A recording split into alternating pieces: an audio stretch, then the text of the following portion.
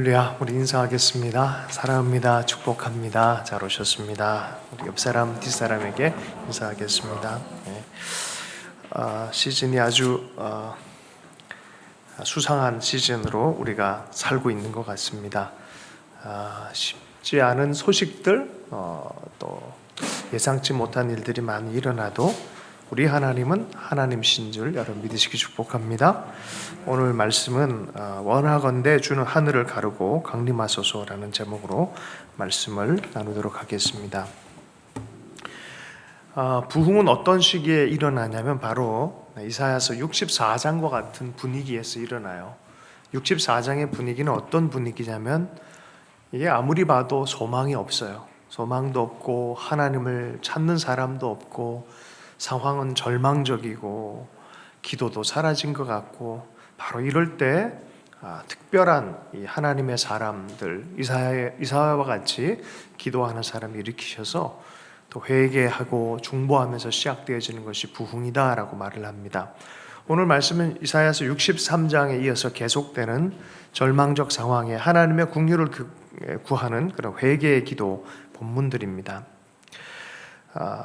여러분 이럴 때가 있지 않습니까? 하나님 나는 아무런 의가 없습니다. 하나님 나는 죄밖에 진 것이 없습니다 라고 스스로를 아무리 바라봐도 절망밖에 안 될 때 여러분 그때 포기하지 마십시오.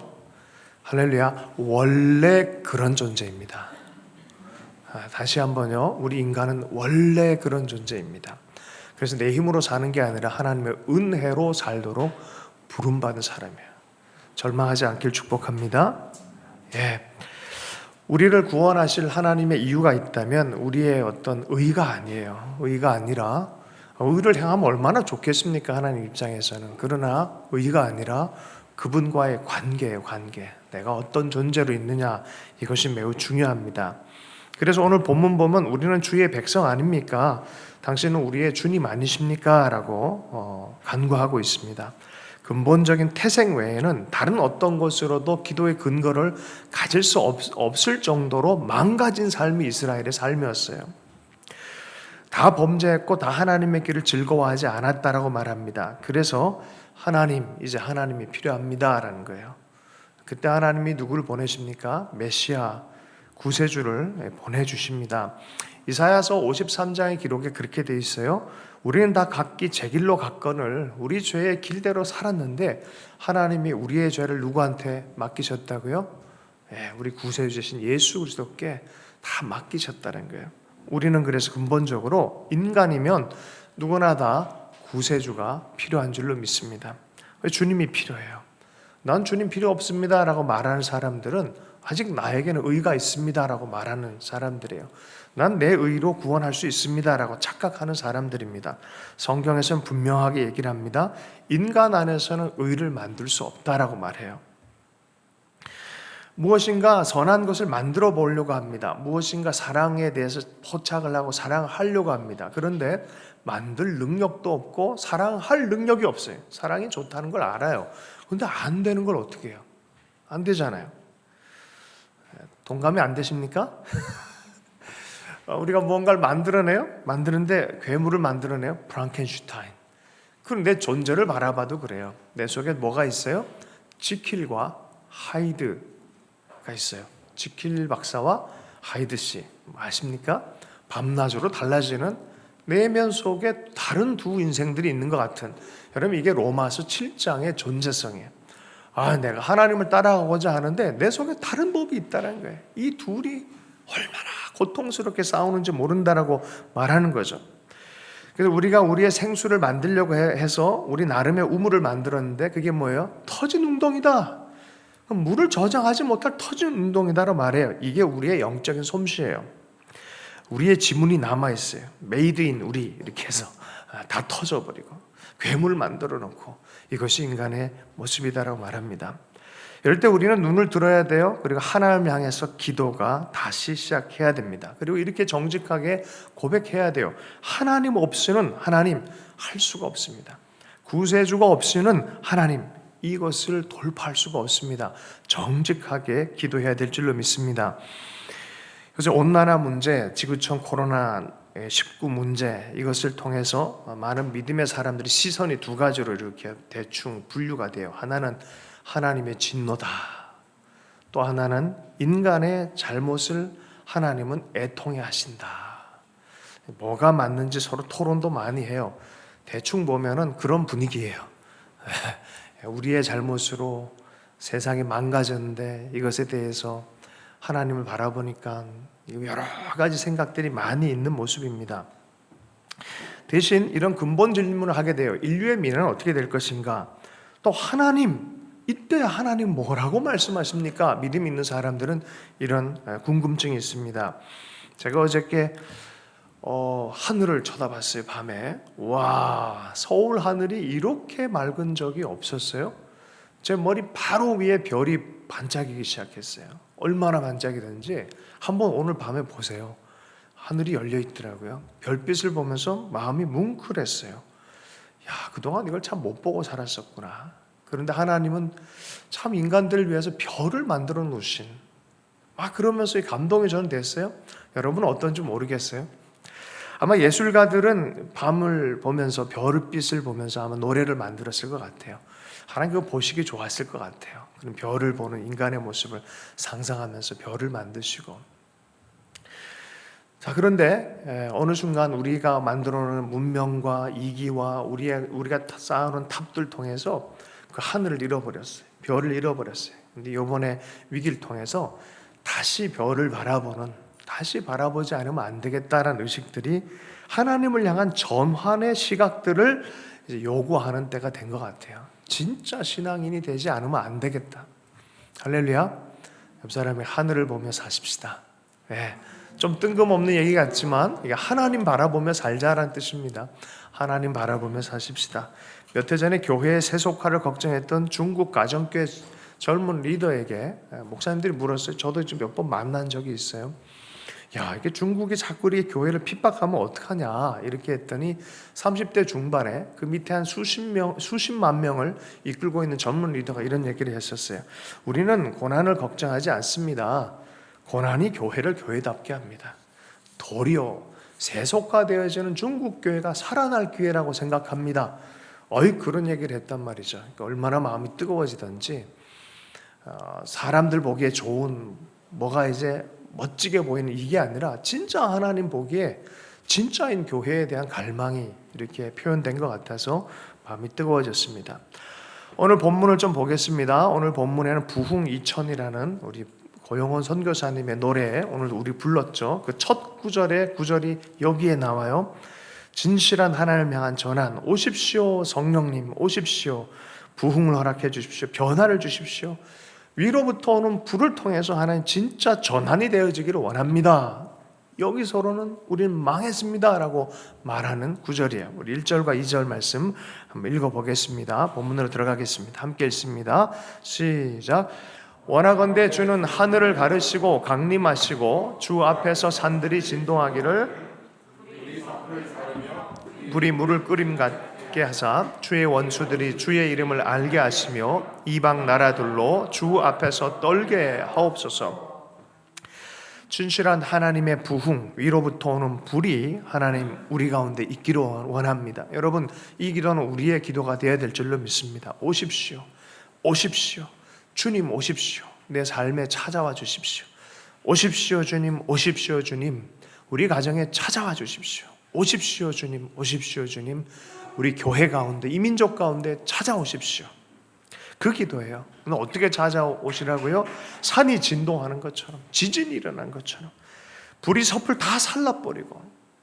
여러분, 불이 임하면요 물은 뜨거워지게 돼 있어요. 물이 끓는 것처럼. 아니, 불이 임했는데 물이 끓지 않는다? 그건 어떤 불일까요? 그거는 아마 그림 속에 있는 불일 거예요. 할렐루야. 그림 속에 있는 불은 못 태웁니다. 그러나 진짜 작은 불이어도요, 진짜 불은 온 산을 다 태울 수 있어요. 하나님 변화가 필요합니다. 하나님 진실한 변화가 필요합니다. 주님 이제는 오십시오. 산을 흔들고 하나 물을 끓게 하듯이 주님 오십시오. 여러분, 성령의 역사가 우리 삶 안에 있길 축복합니다. 이러한 참된 부흥에 대한 하나님의 임재를 다시 하나님 달라고 기도하기 시작합니다. 살아계신 하나님의 역사를 나타내 주십시오. 부흥의 역사를 공부해 보면요, 참 마음이 뜨거워질 때가 많이 있습니다. 매 순간마다 위기의 시간, 어둠의 역사들이 있어요. 그럴 때 꼭 하나님의 사람들이 등장을 해요. 이게 하나님의 섭리예요. 다 포기할 때 누군가는 포기하지 않아요. 그리고 하나님을 향해서 이사야처럼 이렇게 기도하는 게 오십시오 주님, 오십시오 주님. 그런데 그 기도를 통해서 하나님이 역사하기 시작해요. 부흥의 현장들 1903년 웨일즈, 1904년 웨일즈, 1903년에 원산에 작은 부흥이 있었고요. 1904년 웨일즈, 할렐루야, 5년, 6년, 이때 이제 호주, 미국 뭐 이런 데 있었어요. 근데 사람들이 이제 유명한 나라는 잘 아는데 1905년도에 인도에서 일어난 부흥에 대해서는 잘 몰라요. 여러 지역에서 부흥이 일어났다는 소리를 듣고 묵티라는 지역에서 라마바이라는 사역자가 소녀들을 30명 정도를, 야, 이런 부흥에 대한 하나님이 그들 가운데 임하셨다.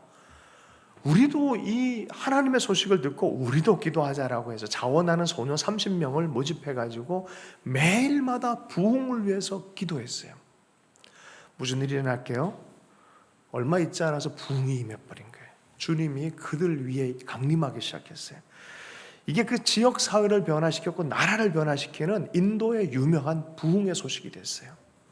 그런데 이 부흥의 소식이요, 이 아이들은 어떤 아이들이었냐면 브라만 계급이 아니었어요. 가장 하층에 있는 아이들이었어요. 길거리의 아이들이고 어떻게 보면 소외된 아이들이에요. 근데 이들에게 부흥이 임하니까 이들이 꿈을 꿔요. 인도를 생각해요. 대륙을 생각해요. 와, 야, 꿈을 크게 아무리 얘기해도 커지지 않던 꿈이 주님의 영이 임하니까 나라와 민족을 위해서 꿈을 꾸기 시작하는 거예요. 주님은 우리로 하여금 변화를 가져오고 참된 꿈을 꾸게 하시는 분인 줄로 믿습니다. 3절과 4절의 말씀, 주님 함께 읽어보겠습니다. 시작. 주께서 강림하사 우리가 생각하지 못한 두려운 일을 행하시던 그때 산들이 주 앞에서 진동하였사오니 주 외에는 자기를 앙망하는 자를 위하여 이런 일을 행한 신을 옛부터 들은 자도 없고 귀로 들은 자도 없고 눈으로 본 자도 없나이다. 주님 강림하사 우리가 생각하지도 못한 두려운 일을 행하시던 그때에 과거에 이런 일이 있었다는 거예요. 어떤 일이에요? 이스라엘 민족에게는 모세의 시즌이었어요. 모세에게 주님이 강림하셨어요. 사명을 줬어요. 주님을 본 사람에게 주님이 사명을 주죠. 내 백성을 가게 하라. Let my people go. 내 백성을 가게 하라. 그리고 무슨 일이 벌어졌습니까? 생각지도 못한 기적들이 막 일어나면서 한 민족이 일어나기 시작했습니다. 이건 본 적도 없고 들은 적도 없는 일이에요. 월에 한 번씩 이곳에 우리 교회에 4개 신학교 동아리가 모여요. 한 모임 보면 한 20명, 많이 모이면 20명, 적게 모이면 12명 정도 모입니다. 리더들이 모여요. 그 중에 이제 우리 김광호 우리 전도사님 때문에 여기서 모여요. 그 중에 이제 젊은 우리 전도사 한 명이 있는데 이 친구는 어떤 친구냐면은 북한에서 살다가 나왔다가 복음을 듣고 다시 들어가게 된 거예요. 이 복음을 듣고 나니까 너무 뜨거워진 거예요. 내 백성, 내 가족 복음을 전해야지. 다시 들어갔어요. 들어갔다가 감옥에 또 잡혀 들어갔다가 또 아버지가 고위층에서 빠져나왔어요. 나온 다음에 제대로 불이 붙은 거야. 다시 탈출을 할 때 하나님의 음성을 들었어요. 그게 어떤 음성이었냐면 내 백성을 위로하라. 가게 하라가 아니라 위로하라. 그래서 지금 신학생이 됐어요. 이런 간증들이 이런 아이들에게 얼마나 많은지 몰라요. 지금도 하나님의 음성을 듣고 하나님의 인도함을 따라서 사는 자들이 있는 줄로 믿습니다. 이게 들어보면, 그 얘기를 들어보면 듣도 보도 못한 얘기들이 너무 많아요. 하나님 지금도 그런 일을 행하시는 분인 줄로 믿습니다. 바트 어만이라는 신학자가 이런 얘기를 했어요. 초대 기독교의 4가지 특징, 기독교를 기독교가 되게 했던 4가지 특징이 있다. 그 첫 번째는 오직 하나님, 오직 예수 그리스도. 진리에 관해서는 굉장히 배타적이었다는 거예요. 다른 걸 썩지 않았다는 거예요. 오직 예수 그리스도, 오직 하나님. 두 번째는 사랑의 공동체, 올 때마다 서로 사랑으로 섬기는 공동체. 세 번째는 복음 전도의 열심. 네 번째는 뭐냐면 높은 윤리성이라는 거예요. 다른 사람들이 찾을 수 없는 하나님을 경외함으로 말미암은 아주 높은 차원의 윤리성이 있었다는 거예요. 이것이 기독교를 기독교로 만들었다라고 평가하기도 합니다. 왜 그런 일이 일어났을까요? 여러분, 초대교회 때는요, 하나님과의 대면이 너무나 실제적이었어요. 하늘로부터 성령의 불이 임했어요. 각자의 머리 위에 바람 같은 불이 임했어요. 그 하나님의 역사를 실제로 체험했어요. 하나님을 체험한 사람들이 어떻게 함부로 살 수 있겠습니까? 불이 임했단 말이죠. 하나님의 말씀의 능력을 맛보고 성령의 불이 그들을 이끌어가기 시작했어요. 얼마 있지 않아서 총칼 없이 핍박자였던 로마가 자발적으로 복종하기 시작했어요. 여러분, 이거 사랑과 임재와 윤리의 높은 차원의 기독교가 가지고 있는 힘인 줄로 믿습니다. 오늘날 하나님을 향해서 신뢰하지 못하는 사람들이 있어요. 하나님의 신앙을 함부로 생각하는 사람들이 있어요. 아닙니다. 지금도 하나님은 살아계시고 그 신앙 중심적으로 사는 게 얼마나 큰 힘인지 지금도 체험하는 사람들이 있는 줄로 믿습니다. 저에게 주치의가 있어요. 얼마나 감사한지 제가 몸이 아플 때마다 가요. 요새 이제 한 주에 한 번씩 꼭 오라 그래서 가요. 장로님, 이제 눈이 안 보이시잖아요. 어떻게 만났냐면은 북한 사역을 같이 하다가 이런 뜬금없는 얘기를 하셨어요. 목사님, 제 얘기를 다른 사람으로부터 3명에게 들으면 그때 찾아오십시오. 자기 직업을 밝히지도 않으셨어요. 그게 뭔 소린가 했다가 깜짝 놀랐어요. 제가 존경하는 우리 교수님 또 많은 사람들이 그분 얘기를 동시에 하기 시작한 거야. 그리고 나서 이분이 침술의 대가구나 알게 된 거예요. 그분이 눈이 보이질 않아요. 그리고 갈 때마다 자신의 얘기를 조금씩 얘기를 해주시는데 하나님으로부터 받은 비전, 여러분 보세요. 뭘 받았어요? 비전을 받았어요. 환상을 꿈꿔요. 그리고 북한 아이들을 섬겨요. 가장 낮은 아이들을 자기의 모든 것을 통해서 섬겨요. 하나님이 굉장한 복을 주세요. 볼 때마다 제가 감동을 받아요. 비록 육신의 눈은 안 보이는데요, 하나님의 비전을 보는 영적인 눈은 여전히 맑고 깨끗하게 보고 계세요. 목사님, 힘을 내십시오. 돈 좀 드리려고 그러면 굳이 목사라고 안 받으세요. 할렐루야. 우리가 생각지도 못한 두려운 일을 행하시는 하나님이신 것을 기대하길 축복합니다. 하나님을 향한 이 믿음이 다시 시작돼야 돼요. 1970년도에 기독교의 역사 중에서 아주 큰 일이 벌어졌습니다. 1973년 빌리그레암 전도대회, 1974년대 익스폴로 대회가 있었어요. 많은 사람들이 이것을 못한다라 했어요. 말도 안 된다. 어떻게 몇십만 명이 여의도 광장에서 먹고 자고 집회를 할 수 있겠냐. 우리식으로는 안 된다 했는데, 그러다 보니까 그 일을 섬기는 CCC의 간사님들이 이 일이 안 되는 74가지 이유란 제목을 갖고 가서 이거 안 됩니다라고 했단 말이죠. 그 정도였어요. 근데 하나님이 생각지도 못한 큰 일을 행하신다 안 행하신다? 하나님이 지정하신 일이면 행하신 줄로 여러분 믿으시기 축복합니다. 근데 하나님이요 놀라운 방식을 하셨어요. 30만 명 이상 훈련받게 하고 저녁마다 100만 명씩 모여서 그 74년이 성령과 복음의 폭발적 역사가 일어나게 했어요. 여러분, 우리는 딴 사람들은 몰라도 우리는 그래요. 영적인 민족의 에너지가 새롭게 돼야만 세상적인 부분에서도 힘을 받는 줄로 믿습니다. 그때 모토가 이런 모토였어요. 인류 최대의 사건은 예수님을 만나는 것. 인류 최대의 사건은 예수님을 만나는 것. 여러분, 우리 인생 최고의 사건은 뭐라고요? 예수님을 만나는 것이에요. 관에서 듣는 게 아니라 만나야 돼요. 주님을 만나길 축복합니다. 영적인 축복이 우선이에요. 그리고 그것이 우리의 삶의 현장 가운데 흘러가는 것이죠. 그러나 부흥의 때가 아니라 하나님을 대적하는 때, 하나님의 심판이 임하는 때는 이러한 것들이 사라진다는 거예요. 5절 말씀을 한번 읽어보겠습니다. 5절 말씀 읽습니다. 시작. 주께서 기쁘게 공의를 행하는 자와 기억하는 자를 선대하시거늘 우리가 범죄함으로 주께서 진노하였사오며 이 현상이 이미 오래되었사오니 우리가 어찌 구원을 얻을 수 있으리까? 기쁘게 공의를 행하는 자는 없어요. 자발적으로 하나님을 닮으려는, 영적으로 하나님을 닮아가려고 하고 가난하고 연약한 자를 품어내며 공의의 삶을 살려고 하는, 말씀의 삶을 살려고 하는 자가 사라졌다는 거예요. 주의 길에서 주를 기억하는 자가 없다는 거예요. 그런데 말씀의 길이 있어요. 의인의 길이 있고 악인의 길이 있어요. 의인도 악인의 길에 서면 악인이 되는 거예요. 그 말씀의 길이 있어요. 그 말씀의 길이 있고 하나님의 뜻을 알아서 그 길을 가는 자가 없다는 소리예요. 여러분 말씀 읽으세요. 말씀 읽어야 돼요. 여러분 지금은 말씀 많이 읽어야 돼요. 말씀이 사는 길이에요. 지금은 정말 다른 방법이 없어요. 뭐 대면도 못하게 대소 상황들이. 그러니까 지금은 말씀을 많이 읽으십시오. 그리고 주의 뜻을 많이 밝히고 또 스스로도 공부할 수 있는 여러 길을 좀 많이 갖길 축복합니다. 저녁마다 일기도 좀 쓰세요. 영적인 일기. 그냥 나는 오늘 재밌는 거 살았다 이게 아니라 말씀 안에 또 주님 생각하면서 하는 이 일기도 많이 쓰시면 좋겠어요. 역사를 주관하는 사람들은 일기를 쓰는 사람들이에요. 할렐루야. 농담하고 싶은데 여러분 분위기 봐서는 하면 안 될 것 같습니다. 이 일기를 꼭 쓰길 바랍니다.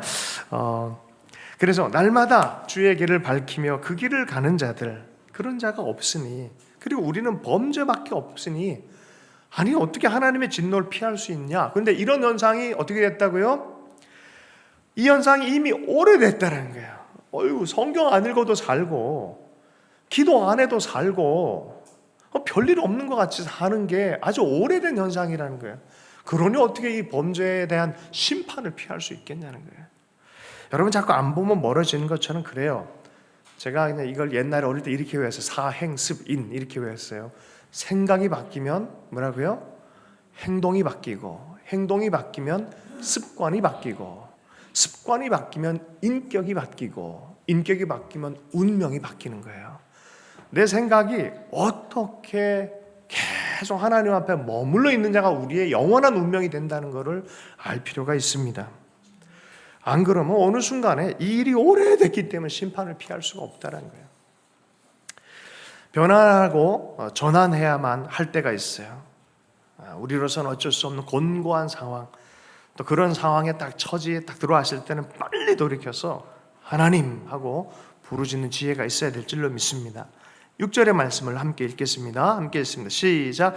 무릇 우리는 다 부정한 자 같아서 우리의 의는 다 더러운 옷 같으며 우리는 다 잎사귀 같이 시들므로 우리의 죄악이 바람같이 우리를 몰아가나이다. 기껏해야 우리가 내세울 수 있는 의는 그 근거 자료로 이렇게 내세웠는데 의가 아니야. 더러운 옷이야. 그것도 다 뒤져서 다 밝혀버리면 의롭다고 할 수 없어. 창피해요. 그리고 잎사귀 같이 다 시들어 버린다는 거예요. 여러분 아담과 하와가 수치를 가리려고 잎사귀로 옷을 만들었어요. 근데 한번 햇빛이 쨍 해버리면 다 말라서 떨어져 버린 거예요. 쓰레기가 되는 거예요. 그러면 바람이 불면 겨처럼 날릴 수밖에 없는 거예요. 우리의 의가 그런 거란 거예요. 우리의 죄악이요 가릴 수 있다고 생각해서는 안 돼요. 하나님 앞에 다 그런 모양으로 다 드러나야 돼요. 바람같이 불며 날아가는 쓰레기같이 그렇다라고 정직하게 얘기를 해요. 이사야가. 우리의 의는 없다. 우리 이 모양이다 라고 말하는 거예요. 시대적으로도 그래요. 복음 앞에서 하나님을 온전히 붙들지 못하면요 공산주의 바람이 불면은 우리 젊은이들이 다 그 바람으로 휩쓸려 갔어요. 어느 순간에 성공주의, 또 자본주의, 신자유주의 바람 이런 것이 부니까 어느 순간 복음과 혼돈하다가 그 바람을 따라 쭉쭉 가는 거예요. 무엇이 하나님을 섬기는 건지, 무엇이 하나님을 기뻐하는 건지에 대해서 슬쩍 그냥 마음을 내버립니다. 그렇게 가다 보니까 우리의 의가 열매를 맺지 못하는 거예요. 7절의 말씀 읽습니다. 시작. 주의 이름을 부르는 자가 없으며 스스로 분별하여 주를 붙잡는 자가 없사오니 이는 주께서 우리에게 얼굴을 숨기시며 우리의 죄악으로 말미암아 우리가 소멸되게 하셨음이니라. 여러분 그나마 살려주세요 하나님 내가 힘이 없습니다 우리가 죽게 되었습니다 라는 기도를 한다면 소망이 있는데 그 기도마저도 안 하니 우리가 진짜 위기입니다 라고 말하는 거예요. 진짜 위기는 기도가 끊어질 때 위기예요. 진짜 위기는 내 부정이 드러나는 게 위기가 아니라 내가 하나님을 바라지 않을 때가 그때가 진짜 위기예요. 완전한 토탈한 위기에 들어간 거죠. 아이고 붙잡은 자가 없으니 이제 주께서 우리에게 얼굴을 숨기시며 우리의 죄악으로 말미암아 우리가 소멸되게 하셨음입니다.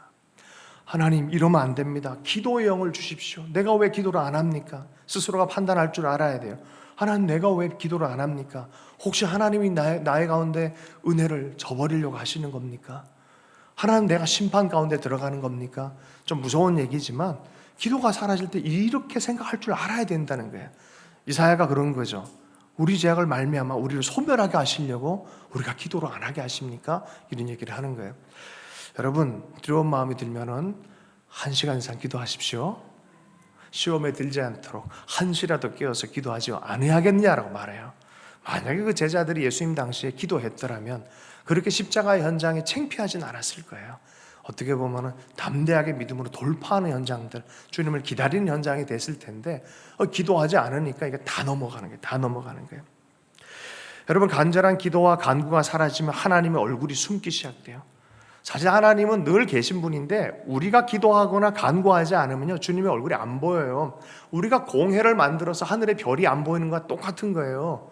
그러므로 우리는 계속 기도하고 간구할 때 하나님의 얼굴을 보게 되는 줄로 믿습니다. 얼굴을 본 만큼 우리의 삶은 달라져요. 저를 따라서 하겠습니까? 우리의 육체는 운동을, 우리의 혼은 사랑한다는 말을, 우리의 영은 하나님을 예배해야 사는 것입니다. 예, 그건 제가 좀 만들었어요. 옛날 장경철 교수님, 담임 목사님 섬기고 있을 때 늘 이런 비슷한 거 하셨는데 우리 영육혼에 채워줌이 있어야 돼요. 우리 영은요 예배해야 됩니다. 함께 모여서 예배해야 됩니다. 이게 하나님의 영적인 삶의 원리인 줄로 믿습니다. 우리가 기도하고 말씀 듣고 함께 예배하는 이유가 있어요. 시편 133편의 말씀에 함께 예배할 때 함께 노래하고 함께 주님의 얼굴을 보려고 형제들끼리 함께 모여서 예배하기 시작할 때 거기로부터 대제사장의 기름 부음을 주겠다 말했어요. 우리의 영원한 대제사장이신 예수 그리스도, 아론은 그분의 예표인 거예요. 거기로부터 주님께서 머리부터 발끝까지 축복하는 축복이 있다고 말하는 거예요. 그것이 이스라엘 전체에 흘러가서 이스라엘을 살게 하는 축복의 원천으로 사용하겠다는 거예요. 여러분 예배가 죽으면 그리스도인들은 죽는 거예요. 여러분 예배가 살아있길 축복합니다. 모세가 하나님의 얼굴을 보니까 변화하는 거예요. 모세가 하나님의 얼굴의 영광을 보니까 모세의 얼굴이 영광스럽게 변하는 거예요. 그 영광스러운 본 것만큼 민족에게 흘러가는 거예요. 교회가 하나님의 영광을 본 만큼 그 영광은 흘러가게 되는 줄로 믿습니다. 여러분 예배 와서 모일 때마다 하나님의 영광을 볼 줄 알아야 돼요. 예수 그리스도의 영광을 볼 줄 알아야 돼요. 영광에서 영광으로 인도하시려는 하나님의 그 마음과 연합되는 역사가 있을 때 참된 예배가 되는 줄로 믿습니다. 아까 우리 전도사님도 얘기를 했지만 웨이메이커란 노래, 북한을 향해서 생각하다가 남한을 위해서 생각하다가 아프리카 자매가 받은 노래예요. 한국은 하나님의 마음을 잊어가고 있는데 나이지리아가 하나님께 반응하고 있고 브라질의 데이빗이라는 형제는 100만 명을 북한을 위한 기도자를 세워가지고 이 한반도에 하나님의 뜻이 임하도록 자기 삶을 드리겠다고 했어요. 그게 제가 로잔 대회라고 LA에서 로잔 대회 때 강사로 갔다가 만난 또 다른 강사였어요. 이거 농담이 아니에요. 100만 명을 세워서 이 땅을 향해서 기도하겠다라 하는 거예요. 참 하나님의 열심히 보여요. 그런데 도리어 한반도에 있는 교회는 이러한 기도를 하지 않고 있다는 게 위기예요. 여러분 기도할 수 있길 축복합니다. 하나님 얼굴을 아는 만큼 우리의 삶은 달라지게 돼 있어요. 하나님을 만난 만큼 여러분 우리는 함께 모여서 기도할 줄 아는 삶이 되어야 될 줄로 믿습니다. 그런데 지금이 어떤 시즌이다? 비대면, 언컨택트 되어진 사회로의 진입을 하고 있는 코로나19의 시즌이에요. 우리는 어떻게 하면 좋을까요? 여러분 방식의 전환이 꼭 필요합니다. 절망할 것이 아니라 하나님의 임재의 통로가 나타나면 뉴 노멀이라고 하는 이 시즌 안에 또 새로운 웨이, 뉴 웨이, 새로운 길을 만드시는 하나님을 보게 될 줄로 믿습니다. 하나님은 이 언컨택트 사회에서도 여전히 하나님은 하나님이신 줄로 믿습니다. 여러분 코로나 때문에 언컨택트를 얘기하는 게 아니에요. 1910년도부터 이미 이것은 정해진 방향으로 얘기를 하고 있어요. 크라우드 슈밥이라는 분이 제4차 산업혁명에 대해서 얘기를 했잖아요. 언컨택트 사회에 대해서 이미 얘기를 했어요. 그거를 발표한 곳이 바로 여기 한전 아트센터였어요. 우리 교회 바로 옆에서 하셨어요. 한국에 오셨을 때. 여러분, 이건 시대적인 진입이란 거예요. 이건 돌이킬 수 없는 문명사적 전환이다라고 얘기를 해요. 이제는 집안에서도 일을 해도 어떤 생산성을 내는 시대가 되어버렸고, 이러한 대면하지 않아도 많은 일들이 일어난 시대가 앞으로 일어날 시대라는 거예요.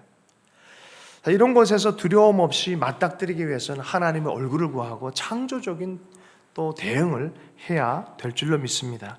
이럴 때일수록 그러냐?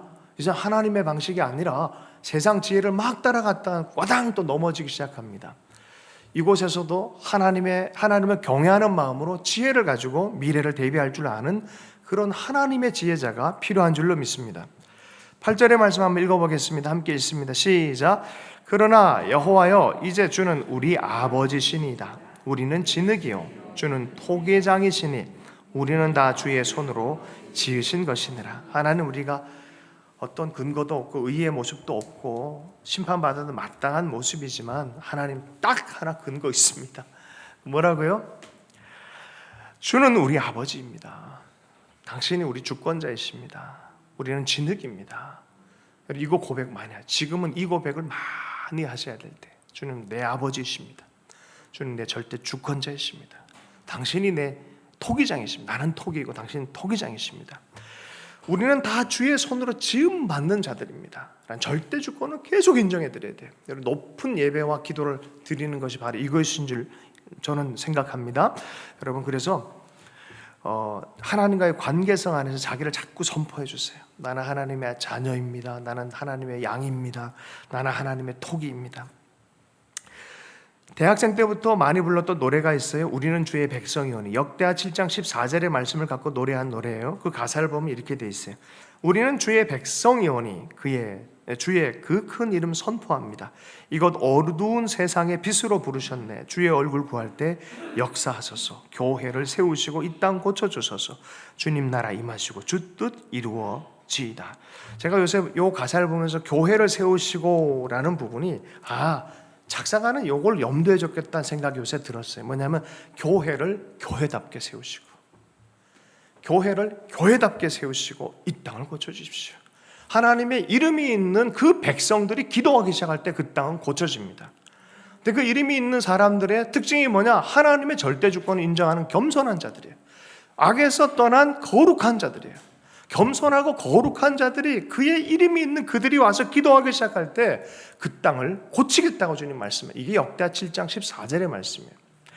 두 번째 말씀은 주님 나의 토기장이십니다. 내가 작가가 아니라 당신이 작가입니다. 내 인생의 주인은 내가 아니라 당신입니다 라는 거예요. 주님 날 좀 빚어주십시오. 그런 노래가 있어요. 항상 진실케 내 맘 바꾸사 하나님 주님 다 함께 해주십시오. 주는 토기장이 나는 진흙 날 빚으소서. 기도합니다. 날 좀 빚어주세요. 내 마음을 빚어주세요. 여러분, 내 마음을 내가 빚는다고요? 말도 안 되는 소리입니다. 다시 한번요. 내 마음을 내가 바꿀 수 있다고? 말도 안 되는 소리입니다. 하나님이 바꿔주셔야 됩니다. 기도해야 돼요. 우리는 성령의 도움이 필요합니다. 주님 내 마음을 바꿔주십시오. 하나님 인내할 수 있도록 도와주십시오. 사랑할 수 있도록 도와주십시오. 하나님 지혜를 선택할 수 있도록 도와주십시오. 그러니 기도가 얼마나 중요합니까? 하나님 당신 내 토기장이십니다. 그 관계성 안에서 가장 혁명적인 표현이 뭐냐면 주는 내 아버지십니다라는 거예요. 주는 내 아버지십니다. 아니, 하나님을 아버지로 불러버려요. 주는 내 아버지십니다. 아주 과감한 표현이에요. 지난주에도 얘기했죠. 당신은 우리는 당신의 백성입니다. 이번에 하나 더 나가서 뭐라고요? 주는 내 아버지십니다. 아주 아버지십니다. 내가 잘한 거 하나도 없지만 영화의 대사처럼 너가 아버지 뭐 하시노? 할 때 뭐라고요? 우리 아버지 하나님이십니다. 왜 너가 아버지 뭐 하시노? 왜 궁금해요? 그분이. 왜요? 그 아버지의 아버지됨 때문에 그 자식의 존재성이 드러나기 때문에 그래요. 너가 아버지 뭐 하시노? 하나님이 내 아버지십니다. 달라지기 시작하는 거예요. 여러분, 우리 목사님, 우리 박정순 목사님 한번 오셔가지고 그런 설교를 하셨잖아요. 요한복음으로. 자기는 어려서 아버지 일찍 여기 있기 때문에 아버지가 있길 바랬는데 늘 그냥 사람들 눈총 받고 어머니도 그냥 고생스럽게 살았는데 어느 날 요한복음을 읽다가 하나님의 아버지 되심을 알아버린 거예요. 그날 너무너무 너무 기뻤대요. 세상 밖에 나가서 막 소리쳤대요. 나도 아버지가 있다. 나도 아버지가 있다. 여러분, 우리 하나님 아버지가 계신 줄로 믿습니다.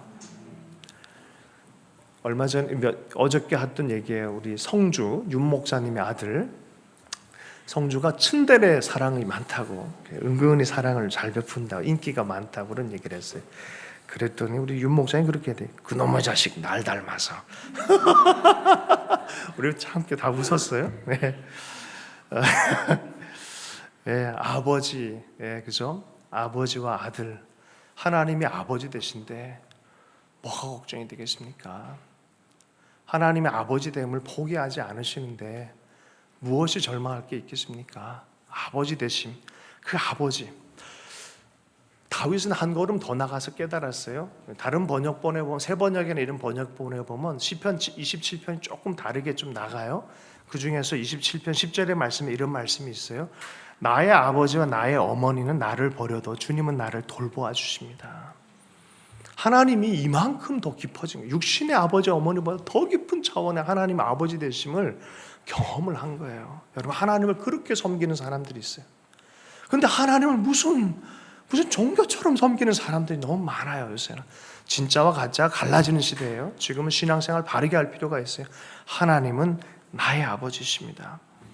시편 27편 오늘 집에 가서 좀 읽으면 좋겠어요. 그 전쟁의 상황에도 한 가지 간구하는 것을 나한테 요구한다면 나는 하나님 아버지 그 아름다움을 앙망하겠습니다.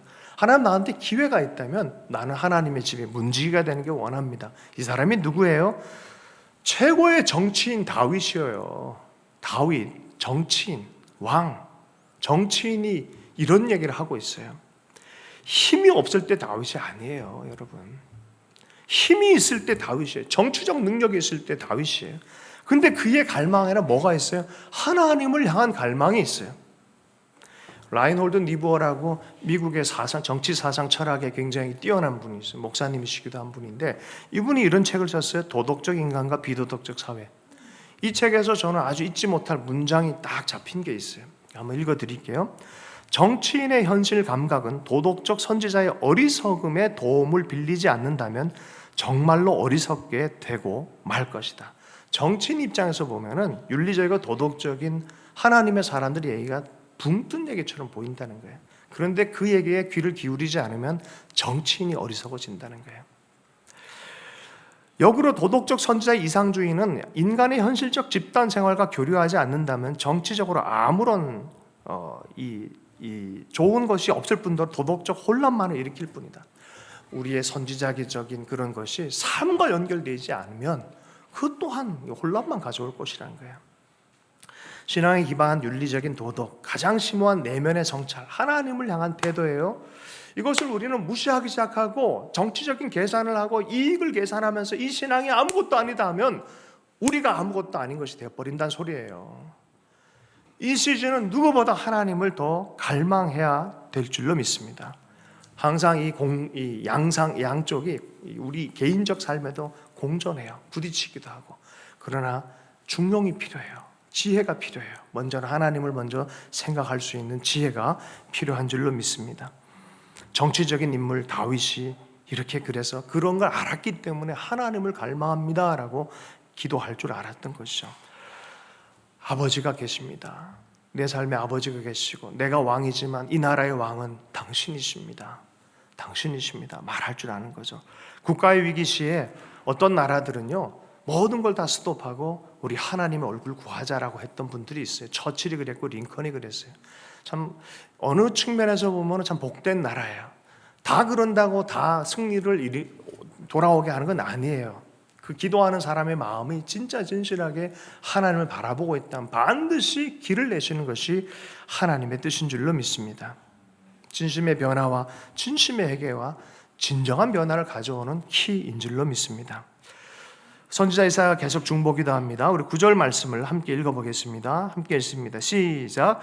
여호와여 너무 분노하지 마시오며 하지 마시옵소서. 구하오니 보시옵소서. 보시옵소서. 우리는 다 주의 백성입니다. 보십시오 주님, 당신의 이름이 있지 않습니까? 당신의 백성 아닙니까? 주님 보십시오. 보십시오. 분노와 죄악을 이제는 이 죄로 말미암아 죽음은 당연하지만 하나님 이제 거두어 주십시오. 어저께는 지난주에는 우리가 용서하지 않으면 우리가 죽는다는 얘기를 했어요. 그런데요, 하나님이 용서하지 않으면 영원히 죽임을 당하는 거예요. 영원한 삶은 끝인 거예요. 하나님 용서해 주십시오. 하나님 돌이켜 주십시오라고 기도합니다. 주님은요, 우리의 본질을 꿰뚫고 계시기 때문에 처음부터 이 약속을 하셨어요. 이사야서 7장 14절의 말씀입니다. 그러므로 주께서 친히 징조를 너희에게 주실 것이라. 보라, 처녀가 잉태하여 아들을 낳을 것이요 그의 이름을 임마누엘이라 하리라. 마태복음 1장 21절 말씀, 이 말씀을 받아서 이렇게 말씀하고 있습니다. 아들을 낳으리니 이름을 예수라 하라. 이는 그가 누구요? 자기 백성을 그들의 죄에서 구원할 자이심이니라 하니라. 백성이라고 고백하고, 하나님 당신이 왕이시고 내가 백성입니다라고 고백하는 그곳에 메시아가 와서 그 백성의 죄를 구원할 자의 이름이 누구다? 예수 그리스도. 그분은 누구다? 임마누엘. 하나님이 우리와 함께 하시는 임마누엘, 예수 그리스도다라고 말씀하는 것이죠. 여러분, 간구하고 기도하십시오. 회개하십시오. 우리 회개하십시다. 우리의 삶 안에 이때처럼 전환하기 좋은 때가 없어요. 철저하게 하나님 앞에 회개하십시다. 그리고 하나님이 용서하시는 분인 것을 믿고 예수의 십자가를 바라보십시다. 그럼 하나님의 놀라운 역사, 하늘로부터의 불이 임할 줄로 믿습니다. 10절의 말씀을 읽습니다. 함께 읽겠습니다. 시작. 주의 거룩한 성읍들이 광야가 되었으며 시온이 광야가 되었으며 예루살렘이 황폐하였나이다. 11절도요. 우리 조상들이 주를 찬송하던 우리의 거룩하고 아름다운 성전이 불에 탔으며 우리가 즐거워하던 것이 다 황폐하였나이다. 하나님, 우리 죄로 인해서 우리의 본토, 고향들 다 망가졌고 성전도 다 끝나고 불타버렸고 성전은 이제 온데간데 없이 되시 성읍은 광야가 되고 성전은 불타고 황폐하게 됐습니다. 아무것도 없습니다. 하나님 이제 그만, 이제 하나 돌이켜 주십시오라고 말하는 거죠. 집 잃고 외양간 고친다는 말 있지만 그래도 고치는 게 좋습니다. 그래도 고쳐놓으면 다음에 소들이 돌아오기 시작합니다. 하나님, 어떻게 해서든지 하나님 이것을 돌이켜 주십시오. 우리 때문인 거 압니다. 우리는 망했습니다 라고 말하는 거예요. 12절 말씀 읽습니다. 함께 읽겠습니다. 시작. 여호와여, 일이 이러하거늘 주께서 아직도 가만히 계시려 하시나이까? 주께서 아직도 잠잠하시고 우리에게 심한 괴로움을 받게 하시려나이까? 아버지라면서요, 주님. 아버지라면서 주님 좀 도와주세요. 주님 입장에서 낳은 죄밖에 없는데 맨날 사고만 치든 철없는 자녀를 대하는 듯한 느낌이 들지 않겠습니까? 그런데 하나님을 들어주세요. 이것이 부흥의 단초가 돼요. 하나님 좀 도와주십시오. 사모함의 시작이고 하나님 절대적인 믿음으로 다시 한번 기도하는 것이 시작입니다. 다시 노래하기 시작하고 기도하기 시작하는 것입니다. 여러분, 성경에 이상한 장면이 하나 있어요. 그게 뭐냐면 언약궤가 분명히 빼앗겼고 또 어떤 다른 곳에 가 있는데 이거를 20년 동안 방치를 해요. 20년 동안. 사사기 뒷부분에 사무엘 여기 보면 20년을 방치해요. 그 이유가 없어요. 도대체 20년을 왜 방치했는지. 그러다 다윗이 그걸 옮겨오기 시작해요. 근데 거기서 보면 이런 이상한 말씀이 있어요. 뭐냐면 백성들이 그제서야 하나님을 사모하기 시작했더라.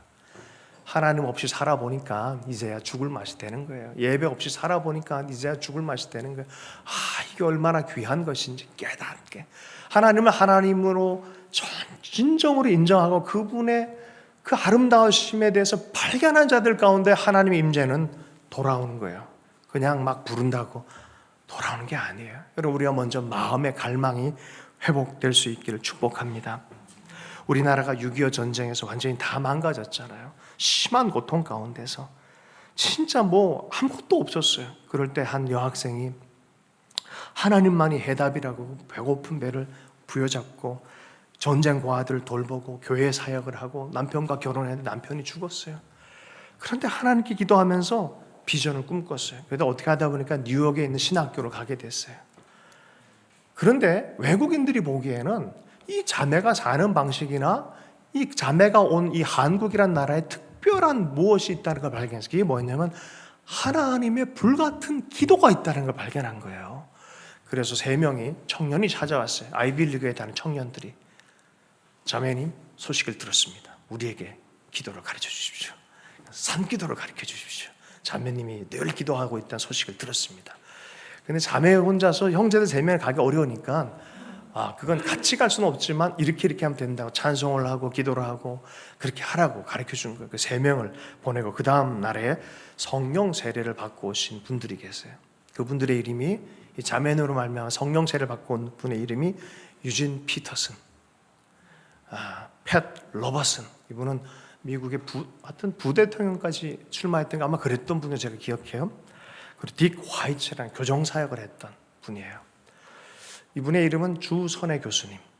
우리가 가끔씩 또 교회에 오시기도 하고 찾아가서 북한 아이들 섬기는 것들을 돕기도 하는 그런 우리 노구의 교수님이십니다. 지금도요 기도하세요. 이분은 지금도 이 모든 것에 흔들림 없이 하나님을 향해 기도하고 품고 있는 아이들 위해서 한 명 한 명 기도하세요. 제가 갔다가 참 놀랐어요. 홍 목사님 와서 좀 기도해 달래요. 또 왜 기도해야 돼? 얘들 다 있는데 왜 얘만 기도해요? 그랬더니 아니 기도해 달래요. 근데 도대체 너는 어디서 왔느냐 했더니 평양에서 왔대요. 근데 그러면 김일성 대학에서 왔냐? 뭐 기타 얘기다.